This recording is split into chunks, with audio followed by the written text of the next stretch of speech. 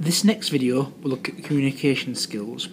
We'll talk about what skills that you need to have effective communication, but also what barriers may present themselves when talking to somebody else.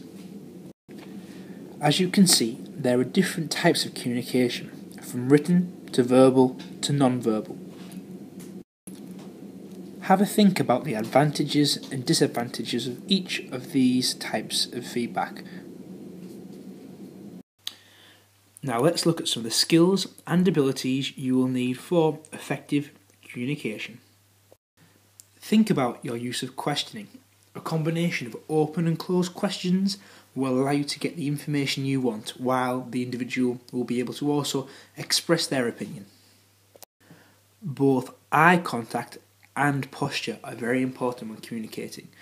Ensure you keep a comfortable degree of eye contact without staring, whilst also making sure your body posture is open and accessible.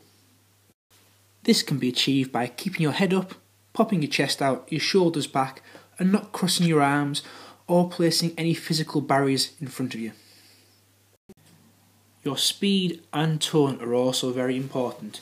Don't speak too quickly, but also vary your tone. High, low, just to make it a little bit interesting and a little bit more engaging. Finally, focus on the individual. They're your client, they are very important. To do that, just remove any distractions such as phones and computers and iPads from your field of view and pay full attention. Now let's spend a little time looking at barriers and how they can impact on communication. Remember, poor listening skills are one of the primary barriers to communication. You're given 2 ears and 1 mouth. I suggest you use them in that order.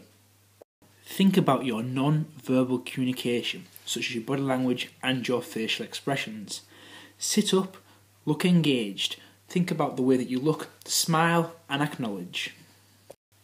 Finally, think about differences, social and cultural. Age, gender, class, ethnicity and language, as you can see, are all things you need to think about. Also, learning difficulties. Just ensure that whoever you speak to, you're speaking to them at their level. And finally, you need to establish the difference between equality and diversity, but also why it's important. Equality relates to equal opportunities for all and does prevent from discrimination, whether that be from sex, race, disability or sexual orientation. Everybody deserves the right to be treated in the same way.